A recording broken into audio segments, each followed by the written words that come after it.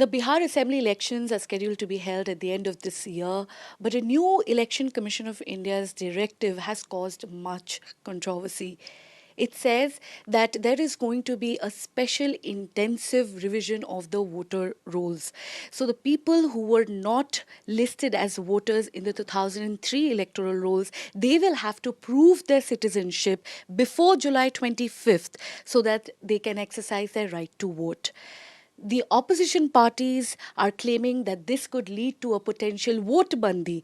That is, they could lose their right to vote, considering that Bihar, one of the fairly, backward states where, there are a large number of poor, marginalized groups. How are they supposed to prove their citizenship, especially when the three most common identity proofs, be it the Aadhaar card, the MNREGA job card, or their voter card, are not sufficient. They have to give other documentation to prove their citizenship. Now, I am currently joined by a leading political analyst and psephologist, Mr. Sanjay Kumar. Thank you so much, sir, for speaking to NDTV. Sir, do you think that this is a well intentioned plan by the Election Commission? It was issued on June 24th, and from 25th onwards, this voter verification drive started. And by July 25th, they will have to submit. Do you think this was a well intentioned move? No, when you say well intentioned, I think intentions are right because, yes, I agree that there are a lot of issues with regard to the electoral rolls. There are large number of ghost voters, whether it is in urban India or in rural India. So there are large number of ghost voters in the voter list. There are also issues about exclusion. People whose names should be there on the electoral roll, their names are not there on the electoral roll. So I'm all in favor of a massive revision or a fresh preparation of electoral roll. This is what the election commission exercise is close to doing that. But the process and the time duration, I am not in favor of the way it is being rolled out in Bihar. We all know that the notification was issued on 24th of June and the process started on 25th of June. It has to be completed in a month's time. This is technically, humanly not possible. The other point is about the kind of documents which are required to be submitted by the voters whose name in the electoral roll have come after 2003. So those documents, those are the issues. So I'm not suspecting the intention. Intentions are right. You need to have a clean electoral roll. Right. It is absolutely important to ensure electoral transparency and uphold the election integrity, so to say. And the new election commissioner of India, Mr. Gyanish Kumar, has promised that not a single eligible voter will be left out. But we are talking about Bihar here, and sir, you have been working in this field. You have worked on Bihar's, migration politics and caste politics, and we understand, this is a state where it is, documentation is quite insufficient there. For example, from 2001 to 2005, only 2.8% of the population actually have their birth certificates. And here we are talking about them showing their citizenship. How difficult do you think it is going to be logistically? So that's the big issue. You have already mentioned that the three documents which are commonly possessed by most of the citizens, Aadhaar card is the most common document. So the question should be raised, why Aadhaar card will not be treated as a proof of residence of a common citizen? So the kind of documents which are being asked, some of the documents can be easily available, caste certificate, birth certificate is a difficult thing because even I can say I don't have a birth certificate. I have my 10th matriculation certificate. If I have to pass that test, I would pass because I have a 10th certificate. But imagine what percentage of Bihar's population have passed school examination. How many of them have the 10th certificate?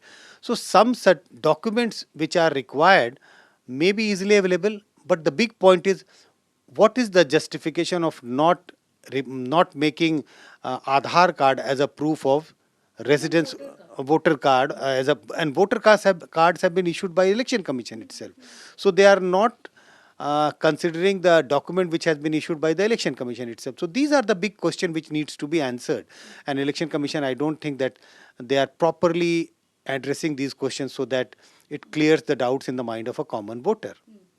So, if you could just share your experience with our viewers when this kind of special intensive revision of voter rolls happened back in 2003 or 2002? How was it different from what is happening now? I think the basic difference is in 2003, when an intensive revision takes place, it is like a census being conducted. So, what happens? Someone from the election commission would come to your house and they would say, how many people in this house are above the age of 18, and they would take down the name and other details of those people, and they would be listed as the voter in that constituency. So when the previous intensive revision took place, there was no demand for proof of residence in that place, in that city, in that location. Now the big difference is that even if you say yes, there are 4 people who live in this house, you have to show proof of residence and the documents, one of those documents which are listed. That's the basic difference. Earlier there was no proof. Now there is a proof requirement of a proof of residence, proof of citizenship. I am not against that, it should not be required. Yes, ordinarily election commission should ask, should people should be able to provide some proof that they are actually living in that place. But the And this document, is as per the Citizenship Amendment Act as well. so, but the document, it's all about from tomorrow. If election commission say Aadhaar card would be considered as a valid document, I think the lot of halla gulla would settle down because Aadhaar card is with a very large number of Indian citizens. And so the logistical challenges are plenty. Firstly, we are talking about one of the poorest states. There is not enough awareness, and we are talking about the villages of Bihar where people are completely clueless. They are confused how to go about this entire process. And on top of that, the BLO officers, the booth level officers, they are also helpless at this point. They are also not, confident if almost 4 crores people, they will be able to prove their citizenship by July 25th or not. And almost 20,000 positions are unfilled of these BLOs. So there is a lack of resources, lack of infrastructure, and still this has been mandatory by 25th July. We have to. What do you think the role of opposition should be in this case? Because they are constantly raising concerns about almost 2 crore people losing their right to vote, and this is just a step to reshape Bihar's electoral landscape. What do you think? What should be the way forward? Very difficult to say what should be the way forward. I think the onus is on the election commission. They should give a patient hearing to the opposition. I know election commission is all the time assuring that no valid citizen would be left out in the massive revision of the electoral roll. So they are making an assurance, but assurance is not enough. And why it is not enough? You have already pointed out. Resources are limited, time and money is limited, number of BLOs are limited, and it has to be done within a very short period of time. Suppose there was a 6 month time available for the revision of the electoral roll, I think the noise would not have been so much as it is being raised now, and those are real concern. I think opposition parties are raising the issues. They are making it clear to the election commission and to general people that the kind of documents which are being required from the citizens would find it very, very difficult to produce those documents in a month's time. And reasons are very obvious. Backward state first, awareness, and it will create a lot of confusion among the voters. What's going to happen? So I think I'm not sure what opposition parties should do. Opposition parties are raising their issues, Because raising time their and demands. again, be it Maharashtra elections, Delhi elections, they have been raising their concerns to the EC. But this time around as well, we are talking about almost 2 crores people, losing their right to vote. And this is going to be a huge threat to the entire democratic participation of the people. And this is a huge issue, but it is not getting enough political mileage or even media coverage for that matter. What do you think? Do you see this as a major problem at this point, which should garner more attention? No, it is a major problem because look, you referred to Maharashtra. We also have seen what happened during the Delhi Assembly election or Haryana Assembly election. In all these assembly elections, there have been issues, there have been concern about the voters list.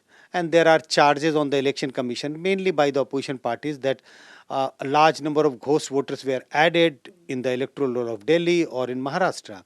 This time, look what is happening. Even almost 3 to 4 months before election, the controversy has started because there is an initiative for thorough revision of electoral roll. It is not about that electoral roll should not be revised, but it is about the process, the way, and the time which is available for revising the electoral roll. So, election commission is going ahead with the revision. The big concern is that, notification is issued on 24th, and the next day the process starts.